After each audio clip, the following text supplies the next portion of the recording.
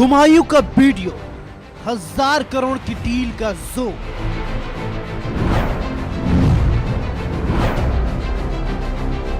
AIMIM ने गठबंधन तोड़ा, सियासत में मचा शोर।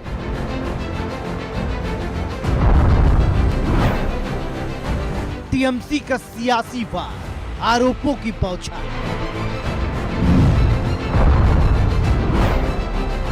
बीजेपी को दीदी ने घेरा, गरमाया चुनावी बाजार।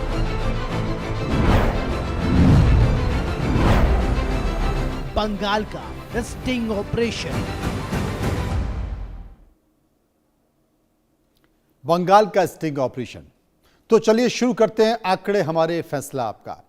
टीएमसी से बाहर होने के बाद अपनी अलग राजनीतिक राह चुनने वाले हुमायूं कबीर ने न सिर्फ एक नई पार्टी बनाई बल्कि असुद्दीन ओवैसी के साथ मिलकर बंगाल के चुनाव में अपने खुद के कैंडिडेट भी खड़े किए और इस पूरी चुनावी लड़ाई को उन्होंने त्रिकोणीय बना दिया। इस गठबंधन को मुस्लिम वोटों के एक बड़े हिस्से पर असर डालने और सीधे तौर पर ममता बनर्जी के राजनीतिक आधार को चुनौती देने के रूप में देखा जा रहा था। लेकिन अब तस्वीर बदल चुकी है।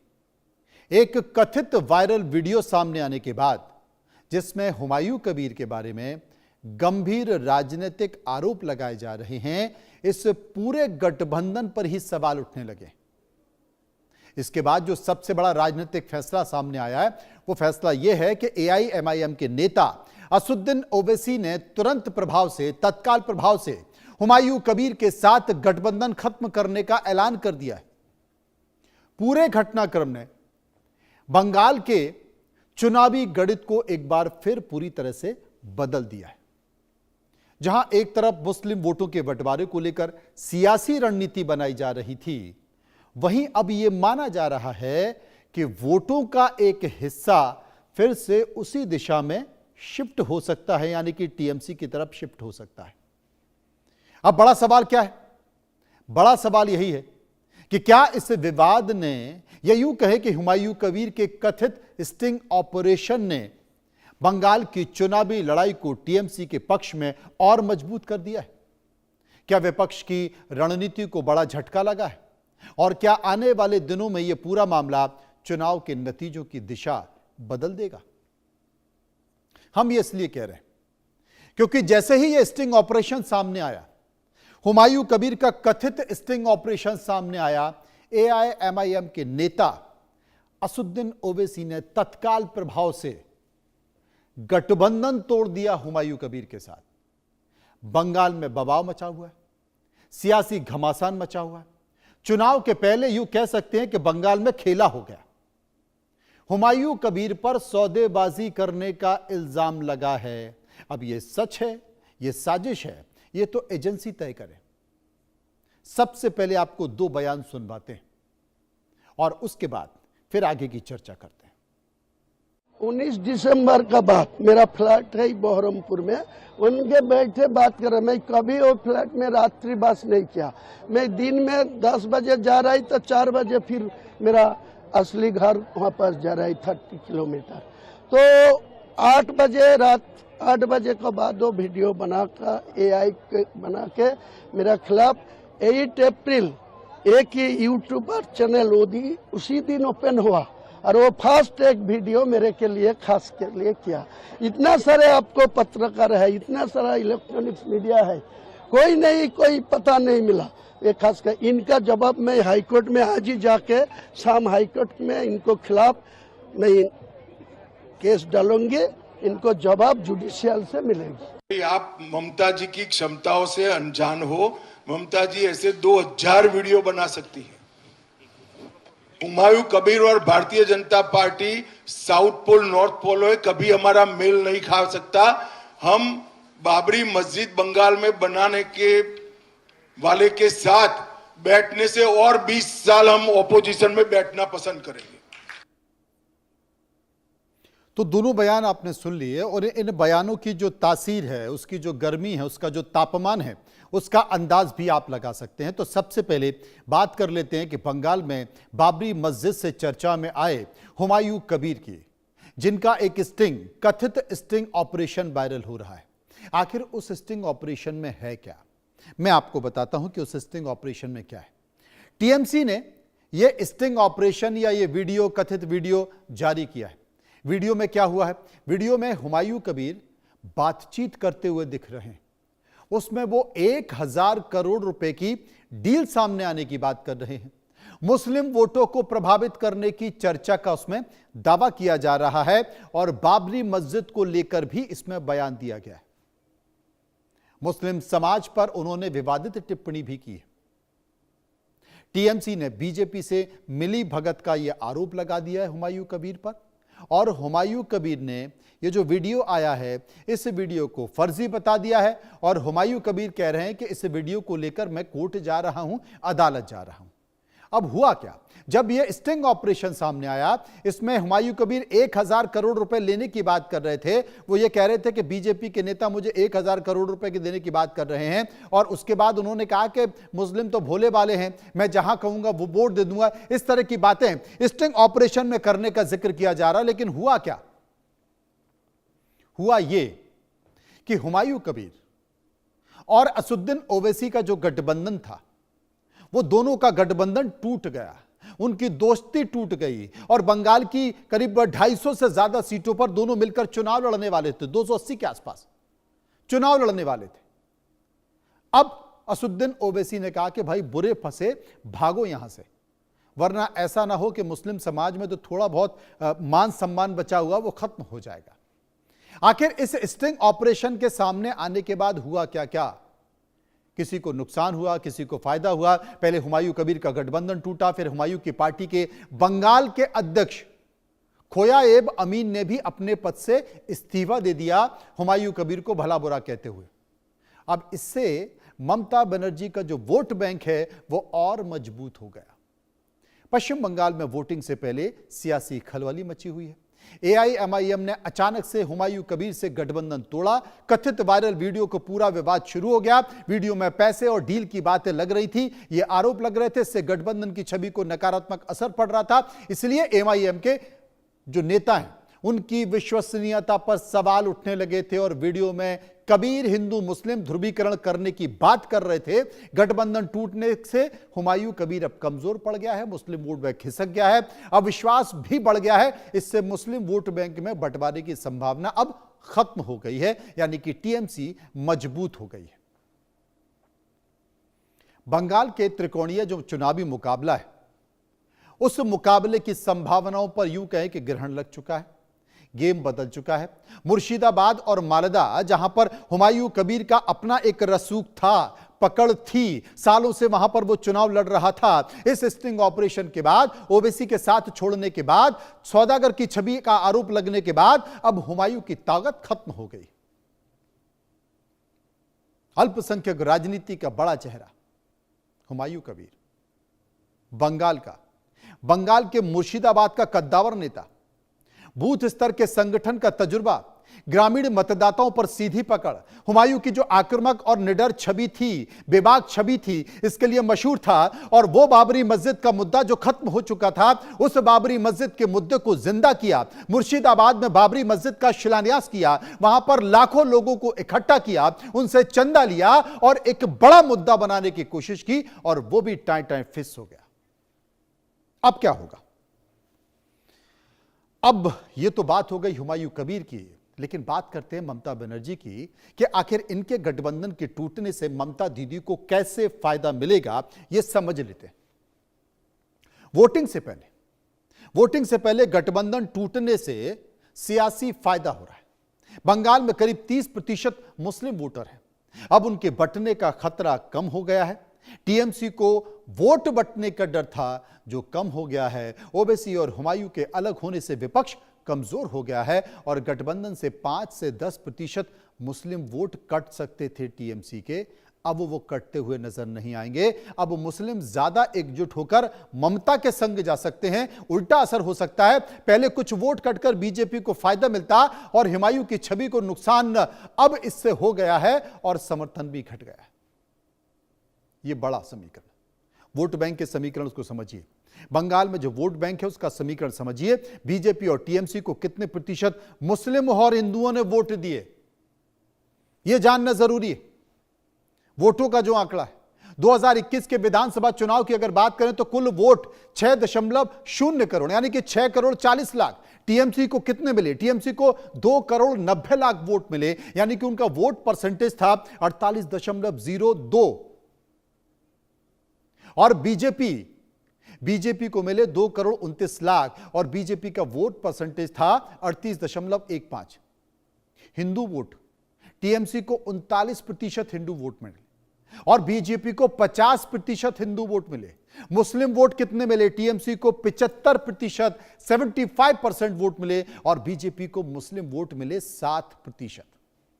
यह आंकड़ा है पूरा, इसलिए 75% को बांटने की कोशिश की जा रही थी जो फेल हो गई है। अब यह भी जान लेते हैं कि बंगाल चुनाव में कब तक कितने वोटर घट चुके हैं, कितने नाम कट चुके हैं। अब तक जो कुल नाम थे वो करीब 90,60,000 वोट कट चुके हैं, जिनमें हिंदू 57,47,47,000 वोट हैं जो कट गए हैं और जो मुस्लिम मतदाता हैं वो 31,10,163 मुस्लिम मतदाता हैं जो कट गए हैं। अन्य 2,04,000 हैं, 738 के आसपास नाम कटे हैं।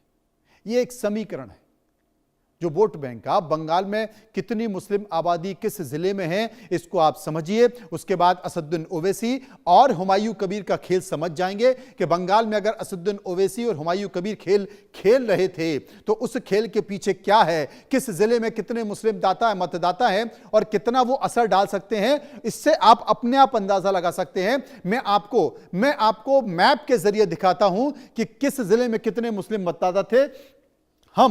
हम ऊपर से चलते हैं, यहां से चलते हैं मुर्शिदाबाद। ये गढ़ है हुमायूं कबीर का मुर्शिदाबाद। यहीं पर बाबरी मस्जिद बनाने के लिए हुमायूं कबीर ने शिलान्यास किया। 2 लाख मुस्लिमों को जोड़ा, भारी भरकम करोड़ों रुपए का चंदा मिला और उसके बाद बंगाल में माहौल बन गया। मुर्शिदाबाद, मालदा, मुस्लिम 66%, मालदा में 51%, उत्तर दिनाजपुर में 49%, जलपाईगुड़ी में 20%, वर्धमान में 14 से 18%, वीरभूमि में 37%, हुमली में 15%, नादिया में 27%, कोलकाता में 21%, दक्षिण 24 परगना 35%, हावड़ा में 26%, उत्तर 24 परगना में 25%। ये मुस्लिम जिले हैं। ये तमाम ऐसे जिले हैं जहां पर मुस्लिम आबादी सबसे ज्यादा है। पिछली बार 20 सीटें यहां से मिली थी, सबसे ज्यादा सीटें कोई कल्पना नहीं कर सकता। एक नजर बीएमसी और टीएमसी की राजनीति को समझ लेते हैं। बीजेपी और टीएमसी की राजनीति को समझेंगे तो आपको समझ में आएगा कि टीएमसी यानी कि 2011 में लेफ्ट का 34 साल पुराना किला ममता बनर्जी ने तोड़ा। लगातार 3 बार वो मुख्यमंत्री बनी, 2011, 2016, 2021 और 16 और 21 में भारी बहुमत के साथ सत्ता में बरकरार रही। वोट परसेंटेज, उनका वोट शेयर लगभग 39 से 48% रहा इन 2 सालों में। पहले 39 और उसके बाद और बढ़ गया, 48% पहुंच गया। बीजेपी 2011 में लगभग 0 थी बंगाल में, 2016 में एंट्री हुई, 3 सीटें जीती। धीरे धीरे बीजेपी आगे बढ़ी, 2021 में 77 सीटों पर पहुंची, लेकिन सत्ता में नहीं पहुंच पाई। मुख्य विपक्षी पार्टी के तौर पर रही। वोट परसेंटेज रहा लगभग 4% से लेकर 38%। पहले 4 था और बढ़कर 38% पहुंच गया। अब लड़ाई सत्ता में आने की है। इसी को लेकर हमने कुछ सवाल तैयार किए। हम जनता के बीच गए, जनता के बीच जाकर सवाल पूछे, लोगों ने उस पर अपनी राय दी है। जो सवाल पूछा उनमें पहला सवाल कि क्या एआईएमआईएम का गठबंधन टूटने से ममता बनर्जी को फायदा होगा? लोगों की राय निकल कर क्या आई, मैं आपको बता देता हूं। 38% लोगों ने कहा, 38% लोगों ने कहा हां ममता बनर्जी को काफी हद तक फायदा होगा। 28% लोगों ने कहा कोई फायदा नहीं होगा। 26% लोगों ने कहा थोड़ा बहुत फायदा होगा और 8% लोग इस पर कुछ भी कहना नहीं चाहते। सर्वे का एक और सवाल कि क्या बंगाल चुनाव में मुस्लिम वोट तृणमूल कांग्रेस के पक्ष में एकजुट होंगे? लोगों की राय जो निकल कर आई, 40% लोगों ने कहा हां पूरी तरह से एकजुट होंगे। 29% ने कहा नहीं खेला हो जाएगा और 25% ने कहा कुछ हद तक और 6% लोग जो कुछ भी कहना नहीं चाहते। सर्वे का एक और तीसरा सवाल जो हमने पूछा, तीसरा सवाल कि क्या भारतीय जनता पार्टी के घोषणा पत्र से वोटरों का मन बदलेगा? आपकी राय क्या है? लोगों की राय निकल कर आई, क्योंकि आज ही भारतीय जनता पार्टी का घोषणा पत्र आया है। 40% लोगों ने कहा हाँ काफी हद तक असर होगा, 25% ने कहा कोई असर नहीं होगा, 21% लोग कह रहे थे थोड़ा असर होगा और 8% इस पर कुछ भी कहना नहीं चाहते। सर्वे का एक और चौथा सवाल, क्या इस चुनाव में मुस्लिम वोटर भटक सकते हैं या फिर बंट सकते हैं? आपकी राय। 23% लोग कह रहे थे हाँ मुस्लिम वोटर बढ़ सकते हैं, 38% लोग कह रहे थे नहीं मुस्लिम वोट एकजुट रहेंगे, 30% लोगों ने कहा कुछ भटक सकते हैं कुछ, और 9% इस पर कुछ भी कहना नहीं चाहते। सर्वे का एक और सवाल, पांचवा अंतिम सवाल कि क्या आने वाले चुनाव में किस पार्टी को ज्यादा चुनावी बढ़त मिल सकती है? जो राय निकल कर आई वो राय आपके सामने, अपनी अपनी राय है, हम क्या करें। टीएमसी 45%, एआईएमआईएम 3% और 52% लोग बीजेपी का जिक्र कर रहे थे। लोग कह रहे थे कि बीजेपी को ज्यादा बढ़त मिल सकती है। तो क्या बीजेपी की सीटें बढ़ेंगी, बीजेपी सत्ता में पहुंचेगी? ये पता करने की कोशिश करते हैं, जानने की कोशिश करते हैं। मेरे साथ कुछ मेहमान जुड़ गए हैं। माधवी अग्रवाल, प्रवक्ता बीजेपी, अजय वर्मा, नेता कांग्रेस, राम प्रकाश पांडे, नेता टीएमसी और सैयद नाजिम अली। सबसे पहले मैं माधवी जी के पास चलूंगा, उनसे जानने की कोशिश करूंगा। माधवी जी, टीएमसी ने बड़ा खुलासा किया है कि कथित स्टिंग ऑपरेशन आया है और यह कहा जा रहा है, पूरा आरोप बीजेपी पर लगाया जा रहा था कि साहब बीजेपी की मिलीजुली खेल था और जो स्टिंग ऑपरेशन है उसमें हुमायूं कबीर जो कह रहे हैं उससे तो ऐसा ही लगता है। तो क्या ये मान लिया जाए कि जो अल्पसंख्यक वोट इस गठबंधन से छिटक रहे थे टीएमसी से, वो और तेजी और ज्यादा ताकत के साथ वहां पर पहुंचेगा? देखिए, ऐसा है कि हुमायूं कबीर किसके एमएलए हैं और किस पार्टी से आते हैं और किन्होंने उनको जो है अपनी पार्टी से निकाला था। और जब उन्होंने घोषणा की कि वो बनाएंगे मस्जिद, तो उस समय किसकी प्रशासन जो है उनको संरक्षण दे रही थी, किसके लोग थे जो उनके पीछे खड़े हुए थे? सिंपल सी बात है, ममता बनर्जी ने खेल रचाया था बहुत बढ़िया तरीके से, और वो एक ध्रुवीकरण की राजनीति जो है वो पश्चिम बंगाल में फैलाने की कोशिश, बीजेपी को बदनाम करने की कोशिश जो उनकी थी वो कर रही थी। और इसी में सपोर्ट देते हुए जब हुमायूं कबीर ने कहा कि यहाँ पे जितने भी हिंदू हैं उन्हें हम काट के भागीरथी में डाल देंगे, तो ममता बनर्जी ने उस पर कोई एक्शन नहीं लिया था। ये क्या था, मतलब एक्शन नहीं लिया उन्होंने। उसको अरेस्ट करने की जगह वो उनकी पार्टी में रहे, तब तो उन्होंने उसको निष्कासित नहीं किया। लेकिन इसके बाद जब उन्होंने बाबरी मस्जिद बनाने के लिए बोला, तो ये पूरा षड्यंत्र जो देखिए चुनाव के पहले एक एक तरीके से जो है वो एक सिस्टमैटिक तरीके से पूरा गणित किया गया, उसको बनाया गया और उसको बना के लोगों के सामने एक ऐसी छवि, एक ऐसा सिनेरियो बनाने की कोशिश की, ऐसा नैरेटिव सेट करने की कोशिश की कि देखो ये यहाँ पे जो है ध्रुवीकरण हो रहा है, उसमें पीछे बीजेपी है। तो ऐसे वीडियो जो है वो उन्हीं के द्वारा निर्धारित है। इन्होंने इसी तरीके का वीडियो संदेश खाली के ऊपर भी बनाया था।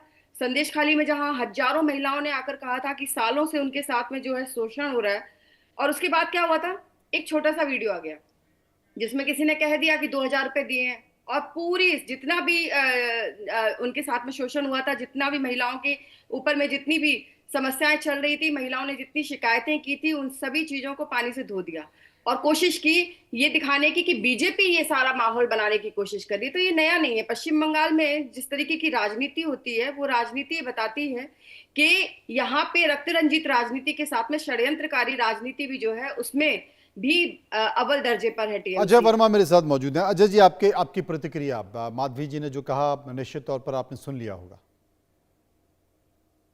देखिए, माधवी जी, अच्छी बात है, अच्छे प्रवक्ता को अपनी पार्टी की मजबूती से पक्ष रखना चाहिए और अच्छी नेता की, कार्यकर्ता की, उसकी अच्छी चीजें हैं।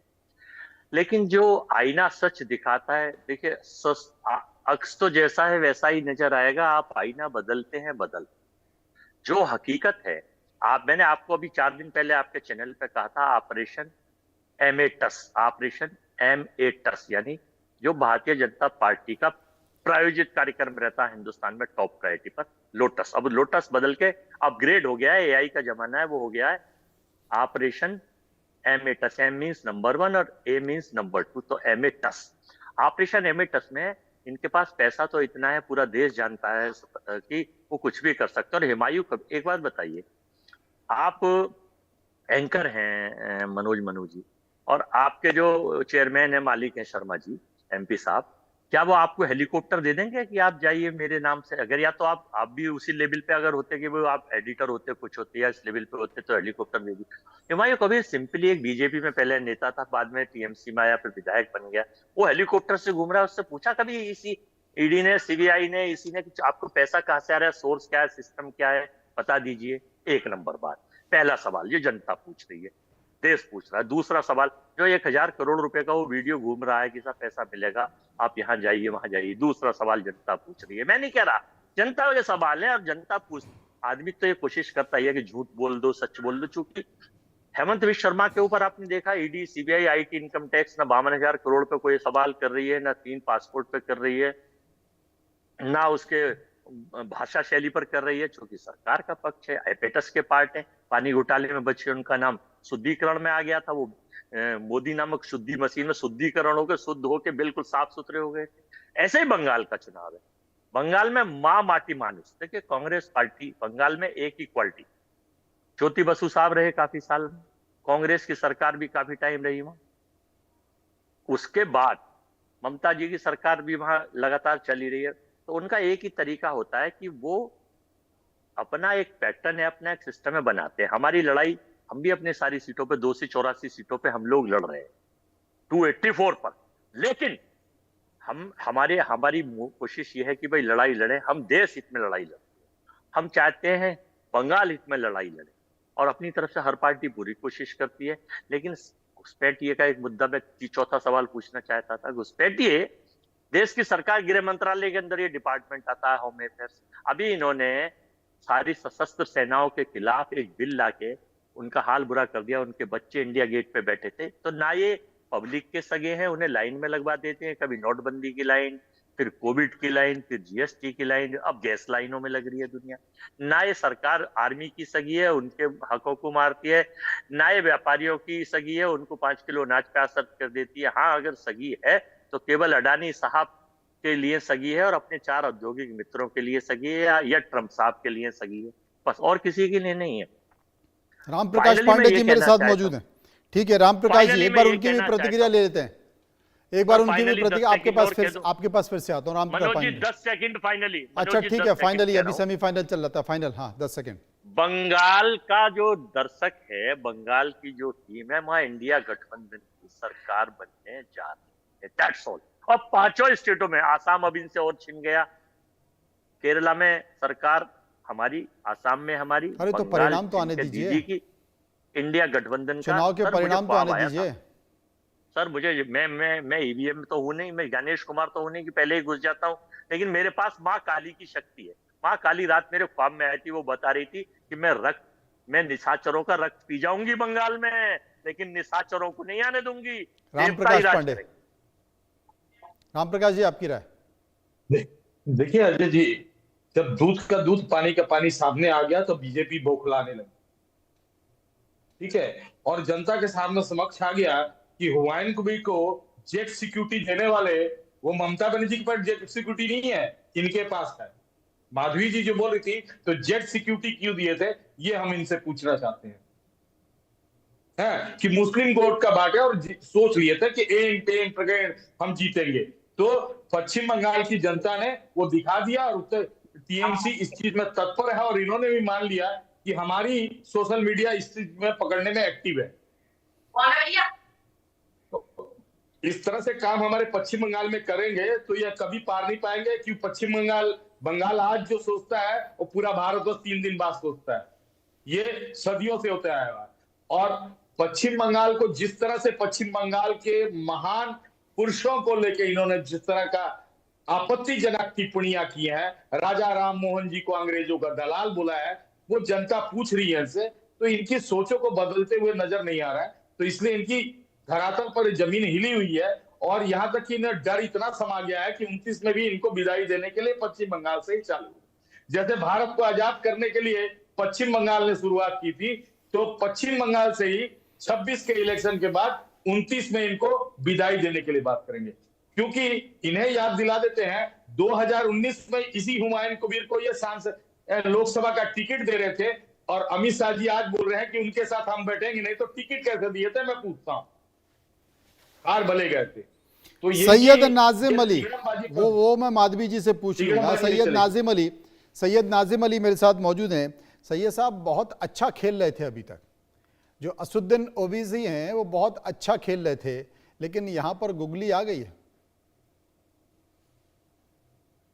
देखिए, बैरिस्टर असदुद्दीन ओवैसी साहब की अगर बात करें तो देखिए, वो एक शिक्षित व्यक्ति हैं, बैरिस्टर हैं, और वो कम से कम जो है ये जानते हैं कि हमें क्या करना है, और हमारा करना क्या है कि हम चाहते हैं कि कमजोर वर्ग ताकत में आए। अब उनकी भी बातें हों, उनको भी न्याय मिले, उनके साथ भी इंसाफ हो। अब हम उसी के सिलसिले में हर जगह जा रहे हैं कि हम जो सियासी हिस्सेदारी को लेकर निकले हैं, वो हर प्रदेश में हम चुनाव लड़ रहे हैं। हम एक राजनीतिक दल है जैसे अन्य दल है, और वहाँ के जो क्षेत्रीय दल हैं हम उनसे हाथ मिलाने की कोशिश करते हैं कि सब मिलके आइए, सब मिलके न्याय की बात करते हैं, इंसाफ की बात करते हैं। ठीक है, तो ऑल इंडिया मजलिस इत्तेहादुल मुस्लिमीन अगर बंगाल पहुंची है, तो मैं एक चीज देख रहा हूँ कि बहुत ज्यादा लोगों में बौखलाहट हो रही है, बहुत ज्यादा लोग घबराए हुए हैं, और ये घबराना उनका बनता भी है, क्योंकि अब कमजोर वर्ग अपनी अपनी हिमायत में खड़ा है।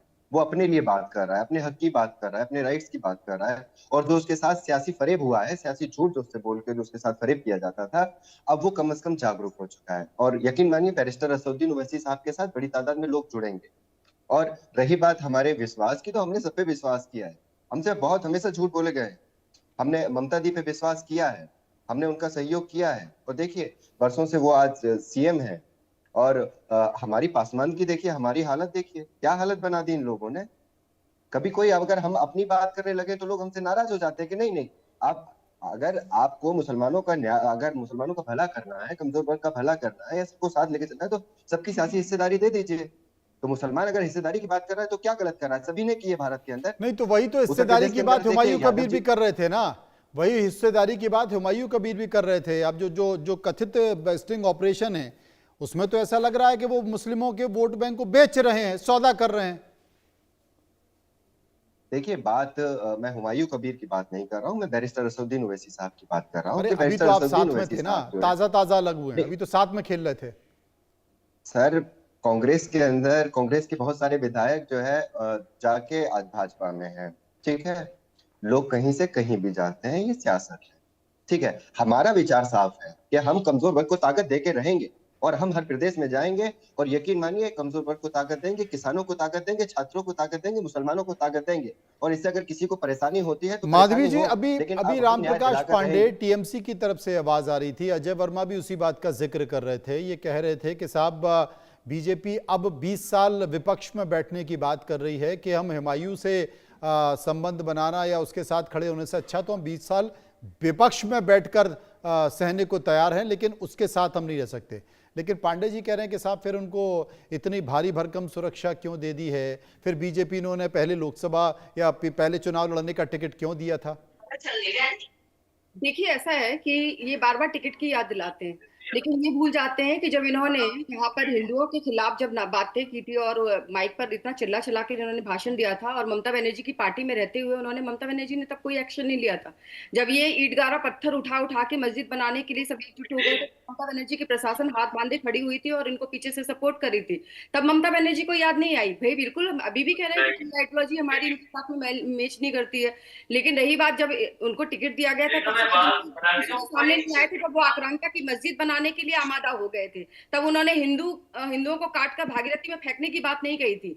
तो भाई मुस्लिमों को, अगर मुसलमान कम्युनिटी से कोई आते हैं और उनको अगर टिकट दे दी जाए और बाद में फिर वो इस तरीके का रंग दिखाए ममता बनर्जी के कहने पर सपोर्ट में, जब टीएमसी जब पीछे से उनको पूरी बिल्डिंग करती है, तो भाई फिर बिल्कुल कहेंगे कि हमारी आइडियोलॉजी नहीं मैच खाती है उनके साथ में, और कभी भी नहीं हम उनके साथ में हाथ मिला सकते। ये प्रश्न का उत्तर तब उन्होंने दिया था जब उनसे पूछा गया था कि क्या असदुद्दीन ओवैसी जी और इनकी पार्टी जो है बैक सपोर्ट आप लोगों को कर रही है, यहाँ पे ध्रुवीकरण से आप लोगों के पास में वोट लाने की कोशिश कर रही है। तो ये उत्तर था, और ये उत्तर मैं अभी भी रिपीट कर रही हूँ कि बिल्कुल हमारी आइडियोलॉजी मैच नहीं करती है। लेकिन एक बार तो इन्होंने ये भी कहा ना कि ओवैसी जी जो है वो हमारी बी टीम है, बी टीम बनकर पश्चिम बंगाल में काम कर रहे हैं, और वहीं उनके जो प्रवक्ता आए हैं, उनकी पार्टी से वो कह रहे हैं कि भाई हाँ, हम अपने हक के लिए लड़ते हैं, तो कहीं ना कहीं ये बताना चाह रहे हैं कि पश्चिम बंगाल में जो अपीसमेंट की राजनीति में ममता बनर्जी इतने सालों से लिप्त रही हैं, वो आज भी बंगाल के उन मुस्लिमों को जो भारत के मुस्लिम हैं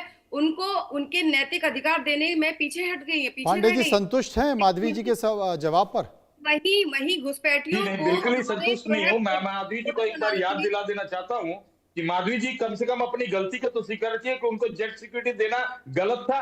भारत सरकार ने जेट सिक्योरिटी दिया था, वो गलत है इनका डिसीजन, ये तो माने। 2019 में जो उनको टिकट दी थी वो गलत दी थी। क्या भाजपा ने उनको दे दी है बस या माने फिर सरकार गिरगिट ने की दी जैसे है, रंग बदलना, गिरगिट की कैसे बोल जैसे सकते रंग हैं कि बदलना का आदत जेट मत सिक्योरिटी रखिए। दी है? जो भारतीय नहीं, आप कैसे बोल सकते ओबीसी हैं कि और बीजेपी ने आप जेट दोनों बराबर सिक्योरिटी के दी हैं। है? ए बी टीम आप इसलिए ये बोलूंगा बात कि कैसे बोल हक की सकते लड़ाई हैं? कब है भारत नहीं, में? आप कैसे बोल सकते आप हैं? हिंदू के हक के लिए जेट लड़ेंगे, सिक्योरिटी जो है मुसलमान के वो हक के लिए बीजेपी ने दी लड़ेंगे, है उनको। तो ये तो अंग्रेजों का शासन हो कि गया। आप फूट डालो जिस शासन पार्टी की तो राजनीति कर ओबीसी जी भी रहे वही हैं, कर रहे हैं, आप भी श्री वही राम जी कर का रहे हैं। नारा लगाने से ही चिल्लाने लग जाती है। धर्म के वो नाम तो पर यही देश को करेगी, बांटो कम्युनिटी को और मैंने शासन में पकड़ रहो, रखा है, ये वरना वो अंग्रेज तो करते मार थे। के फेंक और देंगे। वही चीज आप कर रहे वो तो हो, आप जिस ओबीसी जी पार्टी कर के रहे हैं। नुमाइंदा हम बन के दोनों यहाँ के पे बात प्रतिवादी कर रहे हैं, इसी वो हैं तो कि ए कोलकाता और को बी एक टीम क्षेत्र है। को जो है ए पाकिस्तान और बी कहने की टीम बात आपको करते इसीलिए हैं। बोलते हैं हम तो लोग। आप